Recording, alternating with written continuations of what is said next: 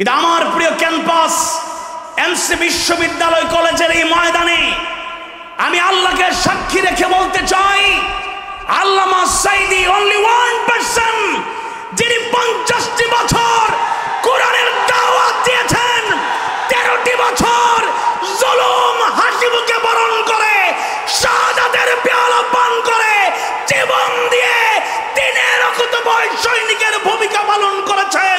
বাতিলের সামনে মাথা নত করে ইমান বিক্রি করে জল নয়। মরতে হবে যখন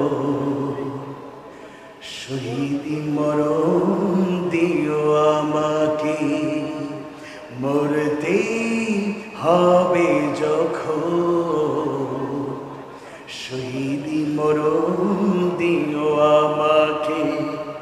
শাহাদাত জানি শুধুই জীবন, শাহাদাত জানি শুধুই জীবন, সে জীবন দিও আমাকে, মরতে হবে যখন শহীদ মরণ দিও আমাকে। আমিন ইয়া রাব্বাল আলামিন। বৃহত্তর সিলেটের সুপ্রাচীন সংগঠন কোরআন হাদিস সুন্নাহর আলো ছড়িয়ে দিতে বদ্ধপরিকর, মানবতার কল্যাণে নিবেদিত আঞ্জুমানে খেদমতে কোরআন সিলেট কর্তৃক আয়োজিত 3 দিন ব্যাপী ঐতিহাসিক তাফসীরুল কোরআন মাহফিলের সমাপনী দিবসে এই অধিবেশনের মুহতারাম সভাপতি আমার শ্রদ্ধেয় উস্তাজুল উলামা শাহজালাল জামে ইসলামিয়া কামিল মাদ্রাসা পাঠানটোলা সিলেটের প্রিন্সিপাল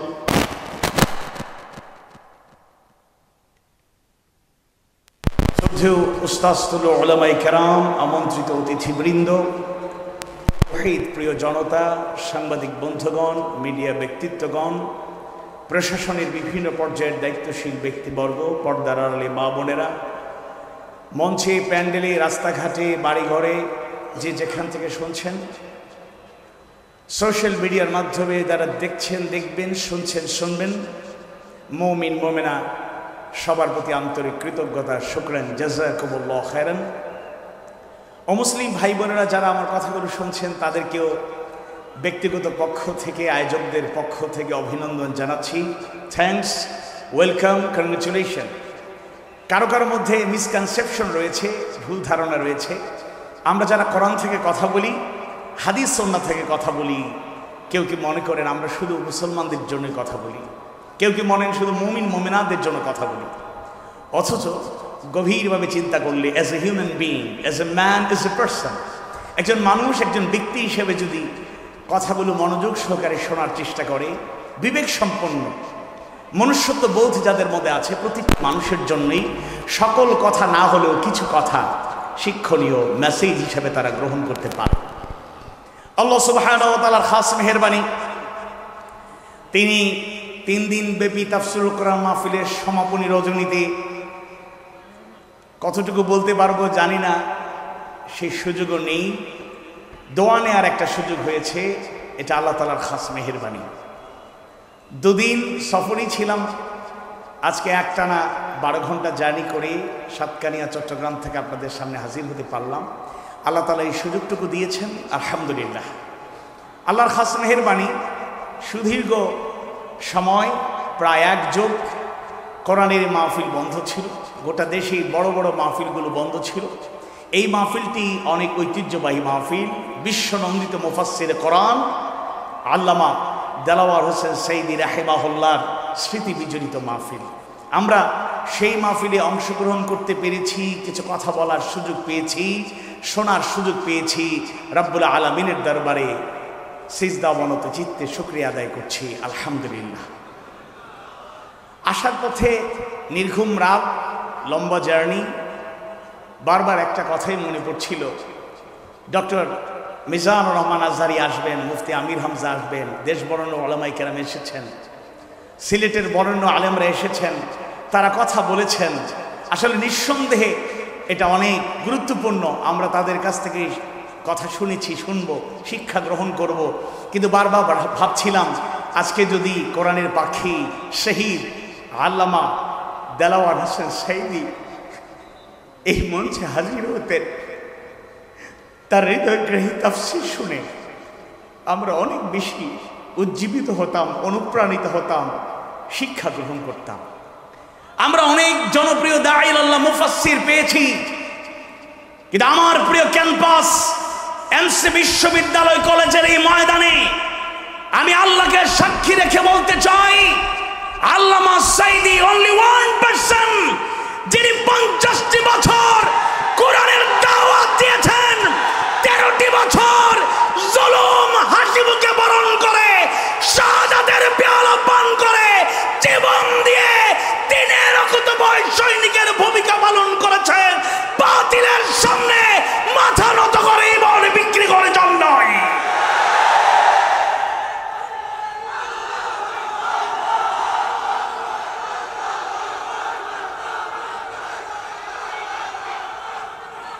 সাড়ে 15 বছরে বহু আলেম নামধারী জালেম হয়েছেন, জালেমের দোসর হয়ে, পাঁচটা গোলাম হয়ে মুনাফিক কাপুরুষের জীবন যাপন করেছেন।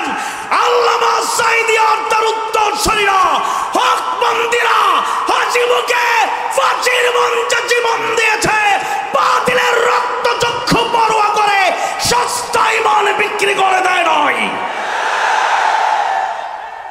এবং এই তাফসীর মাহফিল থেকে অবশ্যই আমরা সেই প্রত্যয় নিয়ে যাব, আল্লামা সাইদি রাহিমাহুল্লাহর শূন্যতা সহজেই পূরণ হবার নয়। কিন্তু আল্লাহর কাছে আমরা দোয়া করি, আল্লাহ একজন না হলে 10 জন, 100 জন, 1000 জনের মাধ্যমে হলেও এই ময়দানকে আপনি শূন্যতায় রাখবেন না, পরিপূর্ণ করে দিন, আমিন।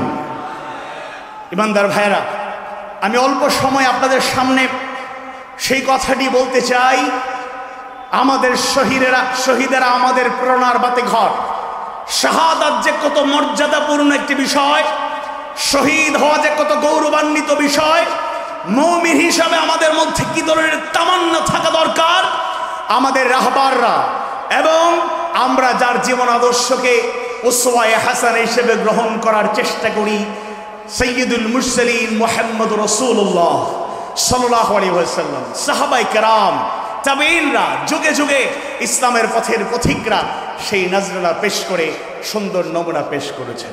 কোরআনুল কারীমের দ্বিতীয় সূরা, অর্থবহ তাৎপর্যমণ্ডিত সূরা, মাদানী সূরা, সূরাতুল বাকারার 154 নম্বর আয়াতে কারিমায় আল্লাহ সুবহানাহু ওয়া তাআলা জানিয়ে দেন, আউযু বিল্লাহি মিনাশ শাইতানির রাজীম ওয়ালা تقولوا لمن يقتل في سبيل الله أموات بل أحياء ولكن لا تشعرون।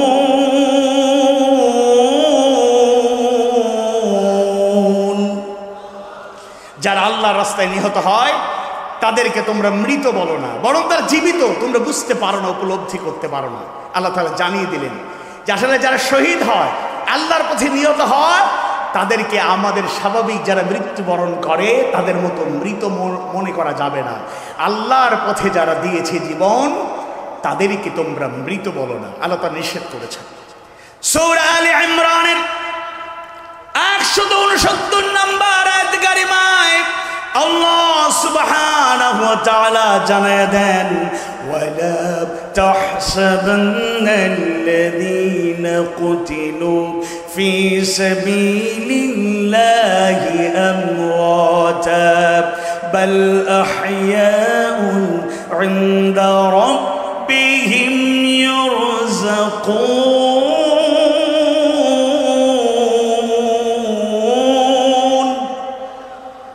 আর যারা আল্লাহর পথে জীবন দিয়েছে তাদেরকে তুমি মৃত মনে করো না, বরং তারা তাদের রবের নিকট জীবিত, তাদেরকে রিজিক দেয়া হয়। সুবহানাল্লাহ। সূরা মুহাম্মাদের 4 নম্বর আয়াতের শেষাংশ থেকে 6 নম্বর আয়াত কারিমা পর্যন্ত আল্লাহ সুবহানাহু ওয়া তাআলা জানায় দেন, ওয়াল্লাযীনা কুতিলু ফি সাবিলিল্লাহি ফালান ইউদিল্লা আ'মালাহুম সায়াহদিহিম ওয়া ইউসলিহু বালাহুম ওয়া ইউদখিলুহুমুল জান্নাতা আরফাহা লাহুম। আর যারা আল্লাহর পথে নিহত হয় তিনি কখনো তাদের আমল নষ্ট করবেন না, বিনষ্ট করবেন না। তিনি তাদেরকে সৎ পথে পরিচালিত করবেন এবং তাদের অবস্থা ভালো করে দেবেন। তিনি তাদেরকে দাখিল করবেন জান্নাতে, যার কথা তিনি তাদেরকে জানিয়েছিলেন। সুবহানাল্লাহি ওয়া বিহামদিহি সুবহানাল্লাহিল আযীম। আনিল মিকদাম ইবনে মা'দি কারীব, গুরুত্বপূর্ণ একজন সাহাবী মিকদাদ ইবনে মা'দি কারীব রাদিয়াল্লাহু আনহু থেকে বর্ণিত, আন রাসূলুল্লাহ সাল্লাল্লাহু আলাইহি ওয়াসাল্লাম, আন রাসূলিল্লাহ সাল্লাল্লাহু আলাইহি ওয়াসাল্লাম, তিনি আল্লাহ রাসূল থেকে বর্ণনা করেন, কাল আল্লাহ রাসূল সাল্লাল্লাহু আলাইহি ওয়াসাল্লাম বলেছেন, লিশ-শাহীদি ইনদাল্লাহি সিত্তু খিসালিন, শহীদের জন্য আল্লাহর নিকট 6টি বৈশিষ্ট্য রয়েছে, 6টি আলাদা সুন্দর গুণাগুণ রয়েছে। সুবহানাল্লাহ। 1, ইউগফারু লাহু ফি আউয়ালি দাফআতিন মিন দামিহি ওয়া ইউরা মাকআদাহু মিনাল জান্নাহ। 1 নাম্বার বৈশিষ্ট্য, 1 নাম্বার শ্রেষ্ঠত্ব, 1 নাম্বার গুরুত্ব হলো তার দেহের রক্তের প্রথম ফোঁটা যখন প্রবাহিত হয়ে যাবে তিনি তাকে ক্ষমা করে দেবেন এবং জান্নাতে তার ঠিকানা তাকে দেখানো হয়। সুবহানাল্লাহ। 2 নম্বরে ওয়াইজারু মিন আযাবিল কবরি, কবরের আযাব থেকে তাকে রক্ষা করা হয়। 3 নম্বরে ওয়ায়ামানু মিনাল ফাজআইল আকবারি, এবং কিয়ামতের ভয়ঙ্কর ত্রাস থেকে, ভয়ঙ্কর পরিস্থিতি থেকে তাদেরকে নিরাপদ, তারা থাকবে, নিরাপদ রাখা হবে। ওয়ায়ুহাল্লা হাল্লাতুল ঈমান, এবং 4 নম্বর তাকে ঈমানের চাদর পরানো হবে। 5 নম্বর ওয়াইজাওয়াজু মিনাল হুরিল আইন, এবং হুরের সাথে তার বিবাহের সুন্দর ব্যবস্থা করে দেবেন। আর 6 নম্বর হলো ওয়াইশাফাউ ফি 70 ইনসানান মিন আকারিবি, এবং সন্নিকটবর্তী স্বজনদের মধ্য থেকে, কাছের মানুষদের মধ্য থেকে 70 জনকে শাফায়াত করার অনুমতি তাকে দেয়া হবে। আল্লাহু আকবার। শহীদেরা শাহাদাতের তামান্না পোষণ করে, এমনি এমনি নয়, স্বাভাবিক মৃত্যুর যে কষ্ট আছে, যন্ত্রণা আছে, শাহাদাতের মৃত্যুর কষ্ট কিন্তু সেরকম নয়। আন আবি হুরায়রা রাদিয়াল্লাহু আনহু قال قال رسول الله صلى الله عليه وسلم ما يجد الشهيد مس القتل إلا كما يجد أحدكم مس القرصة। আবু হুরায়রা রাদিয়াল্লাহু আনহু থেকে বর্ণিত, তিনি বলেন আল্লাহ রাসূল সাল্লাল্লাহু আলাইহি ওয়াসাল্লাম জানিয়ে দিয়েছেন, বলেছেন শহীদ ব্যক্তি নিহত হওয়ার সময় কোনো কষ্টই অনুভব করে না, শুধু এতটুকু যে তোমাদের কাউকে পিঁপড়ায় কামড়ালে, দংশন করলে যে পরিমাণ ব্যথা লোকেরা পায়, সেই পরিমাণ কষ্ট একজন শহীদ শুধুমাত্র পাবে। ইমানদার ভাইয়েরা, শহীদের জন্য জান্নাত অবধারিত, নিশ্চিত, কোনো সন্দেহ নাই। আনা আমরিন আমার রাহমাতুল্লাহি আলাইহি থেকে বর্ণিত, ওয়াসামিআ জাবিরান, তিনি জাবের রাদিয়াল্লাহু আনহু থেকে শুনেছেন, ইয়াকুলু, তিনি বলেন, কালা রাজুলুন, এক ব্যক্তি বলল, আইনা আনা ইয়া রাসূলুল্লাহ, হে আল্লাহর রাসূল আমি কোথায় থাকবো, ইন কুতিলতু, যদি আমি শহীদ হয়ে যাই, নিহত হয়ে যাই। কালা, আল্লাহর রাসূল তাকে জানিয়ে দিলেন, ফিল জান্নাহ, তুমি থাকবে জান্নাতের মধ্যে। ফাআলকা তামারাতিন কুননা ফি ইয়াদিহি সুম্মা কাতালা হাত্তা কুতিলা, তার হাতে কিছু খেজুর ছিল, সেটা ছুঁড়ে মারলো, যুদ্ধে জিহাদে অংশগ্রহণ করলো এবং আল্লাহর ফয়সালাতে সে শহীদ হয়ে গেল। সুবহানাল্লাহ। ইমানদার ভাইয়েরা, শাহাদাতের সেই গুরুত্বগুলো যারা অর্জন করবে, একজন মানুষ নাই, যে কোনো ধর্মের মানুষ হোক, এমনকি এমনকি নাস্তিকরা পর্যন্ত মনে করে ম্যান ইজ মর্টাল, মানুষ মরণশীল।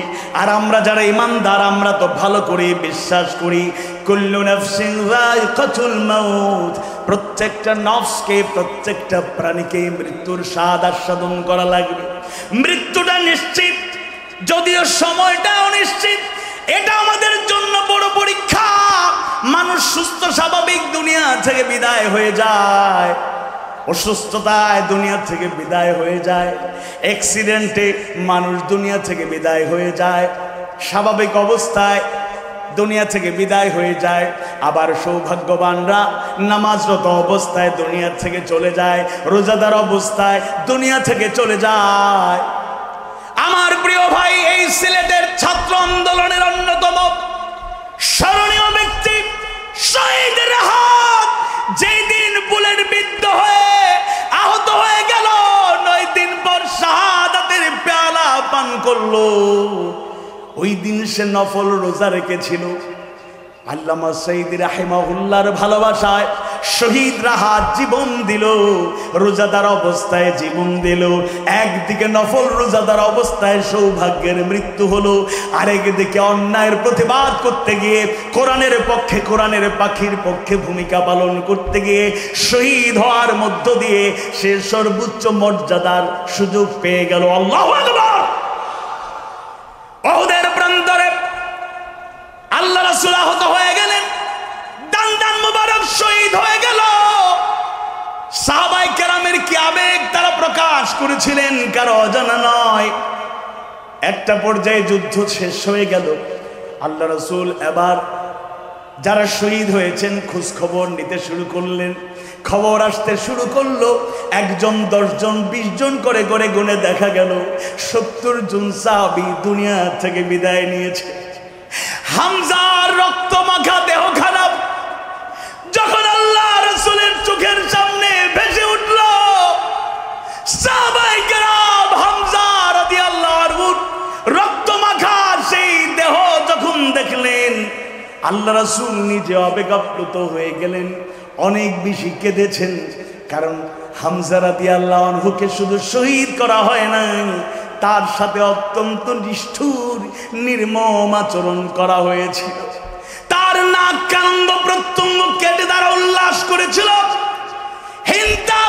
হিন্দা বিনতে উতবা রাদিয়াল্লাহু আনহা যদিও পরবর্তীতে ঈমান আনলেন, পিতা হত্যার, আত্মীয় স্বজন হত্যার প্রতিশোধ নিতে গিয়া ওয়াহশী যিনি পরবর্তীতে ঈমান আনলেন রাদিয়াল্লাহু আনহু, তাকে দায়িত্ব দিয়েছিলেন হামজাই তোমার একমাত্র টার্গেট, শুধু হামজাকে শহীদ করবা না, তার পেট আর বুক চিরে কলিজা নিয়ে আসবা যেন আমি চিবিয়ে খেতে পারি। আল্লাহর রাসূল এই দৃশ্য দেখার পরে অনেক কেঁদেছেন, সাহাবায়ে কেরাম আবেগাপ্লুত হয়েছে। আর আল্লাহর রাসূল সাহাবীদেরকে লক্ষ্য করে বললেন, তোমরা সাক্ষী থাকো আমার শ্রদ্ধাবাদুন চাচা যান শুধু চাচা হিসাবে নয়, ঈমান আনার পর থেকে ইসলামকে কায়েমের জন্য, আল্লাহর গোলামীকে প্রতিষ্ঠার জন্য যে অনন্য ভূমিকা পালন করলেন, তোমরা সাক্ষী থেকো। হযরত হামজা শুধু শহীদ নয়, আমিরুশ শুহাদা, জান্নাতে যারা শহীদদের কাতারে শামিল হয়ে যাবে, হামজা রাদিয়াল্লাহু আনহু থাকবেন তাদের নেতা, তাদের আমির। আল্লাহু আকবার। সম্মানিত উপস্থিতি, সম্মানিত ভাইরা, আমি কথা বাড়াতে চাই না, শেষ দিকে যেতে চাই। আমাদের জন্য এরকম শিক্ষা হাতছানি দিয়ে ডাকে। ওরা খুব দাম্ভিকতা প্রদর্শন করেছিল। 2 দিন আগেও আপা বলেছিলেন পালানোর ইতিহাস আমাদের নাই, কিন্তু সবার আগে হেলিকপ্টার যুগে যখন পালালেন, আমজনতা বলা লাগে নাই, তাদের দলের নেতা কর্মীরা বলল আপা চলে গেল, বলে গেল না। অনেক লোকেরাই পালিয়েছে। আর আমাদের দিনের বছর অগ্র সৈনিকদের ইতিহাস হলো, একজন শহীদ রহমান উন্নত একটা দেশে ছিলেন, তার সফর সময়সূচি শেষ, তিনি দেশে ব্যাক করবেন। অনেক ওয়েলউইশাররা বলল এখন যাবেন না, আপনার উপর বিপদ আসে, ফাঁসি রশি আপনার জন্য প্রস্তুত। তিনি মুচকি হাসি দিয়ে বললেন, ছাত্র জীবন থেকে এখন পর্যন্ত নিজেও ধারণ করেছে ওই শিক্ষা, মানুষকে অনুপ্রাণিত করেছি। হায়াত মৌতের মালিক কে? আওয়াজ বাড়িয়ে বলুন কে? তিনি বললেন, হায়াত মৌতের মালিক আল্লাহ। এখানে থাকলেও মৃত্যু আমার আসবে। কাপুরুষের মতো, মুনাফিকের মতো আমরা মৃত্যু চাই না। হাসি মুখে যদি ফাঁসির মঞ্চ আসে জীবন দিয়ে, সৌভাগ্য, এটা দুর্ভাগ্য নয়। তার রায় হলো, প্রথম সাক্ষাতে আপনারা সাথে সাথে রায় হওয়ার পরই ফাঁসি হয় নাই, ফাঁসির রায় হলো প্রথম সাক্ষাতে পরিবার দেখা করতে গেলেন। একটা ভিডিও আপনারা দেখেছেন তার ছেলের মাধ্যমে, তিনি নাতিনকে বেলুন ফুলিয়ে দিয়ে আনন্দ করছেন। স্বাভাবিকভাবে তার সেই সৌন্দর্য প্রকাশিত হচ্ছে, তার মধ্যে দ্বিধা, দ্বন্দ্ব, উদ্বেগ, উৎকণ্ঠা ছিল না। এবং সেই ব্যক্তি ফাঁসি যখন কার্যকর হবে 3 ঘন্টা আগে বলেছিলেন, কয় ঘন্টা বাকি? 3 ঘন্টা, আমি 2 ঘন্টা বিশ্রাম নেব। তিনি ঠিকই বিশ্রাম নিলেন। ওই কর্মকর্তা অবাক হয়ে বললেন, এরকম লোক জীবনে দেখি নাই। স্বাভাবিক বিশ্রাম নিয়ে উঠলেন, প্রস্তুতি নিলেন, তাহারা পবিত্রতা অর্জন করে সালাত, ইস্তেগফার, দোয়া, আল্লাহর কাছে সাহায্য চেয়ে স্বাভাবিকভাবে বিদায় নিলেন। এরকম করে আমাদের প্রেরণার বাতিঘর, আমাদের শহীদেরা আমাদেরকে শিক্ষা দিয়েছেন। তাই আমি আপনাদের কাছে ক্ষুদ্র মানুষ, আমিও দুর্বল ইমানদার, আমার জন্য আপনারা দোয়া করবেন, আমার জন্য আপনারা দোয়া করবেন, আমার জন্য আপনারা দোয়া করবেন। আমি ক্ষুদ্র মানুষ, দিনের পথে কথা বলার চেষ্টা করি। আল্লাহ যেন বেশি বেশি আমল করার তৌফিক দেয়, যেন কথার কাজের মিল রেখে চলার তৌফিক দেয়। আর এই দিনের বিজয়ের জন্য আয়েশি হয়ে গেলে চলবে না। অনেকেও মনে করছেন বিজয়, সফলতা চূড়ান্ত হয়ে গিয়েছে। No, never. সামনে অনেক চ্যালেঞ্জ আসতে পারে। শাহাদাতের তামান্না নিয়ে, বুক পেতে দিয়ে বুলেটকে আমরা গ্রহণ করব, ত্যাগের নজরানা পেশ করব। কোনো হুঙ্কারে দুর্বলতার পরিচয় দেওয়া যাবে না। অনেক হিংসা বেড়ে গিয়েছে, অনেক প্রতিকূলতা বেড়েছে। আমরা যারা দিনের জন্য, ইসলামের জন্য জীবন দেওয়ার রেকর্ড তৈরি করেছি, তাদেরকে ফান্ডামেন্টালিস্ট বলে, ধর্মান্ধ বলে যারা গালি দিচ্ছেন, বিরুদ্ধাচরণ করছেন, বাড়াবাড়ি বেশি করবেন না। তাদের অবস্থা দেখেছেন, বেশি বাড়লে আপনাদের পরিণতি আরো ভয়াবহ হবে। আল্লাহ তাআলা আমাদেরকে বোঝার তৌফিক দিন। আসুন আমরা যেহেতু মৃত্যুবরণ করব, মৃত্যুর জন্য যেন প্রস্তুতি নিতে পারি। আর শাহাদাতের বিদায়টা সর্বোত্তম, শ্রেষ্ঠ বিদায়। আল্লাহ আমাদেরকে সেই তামান্না নিয়ে আজীবন দিনের পথে সক্রিয় ভূমিকা পালনের তৌফিক দিন। ওয়ামা তৌফিকি ইল্লা বিল্লাহ। আসসালামু আলাইকুম ওয়া রাহমাতুল্লাহি ওয়া বারাকাতুহু।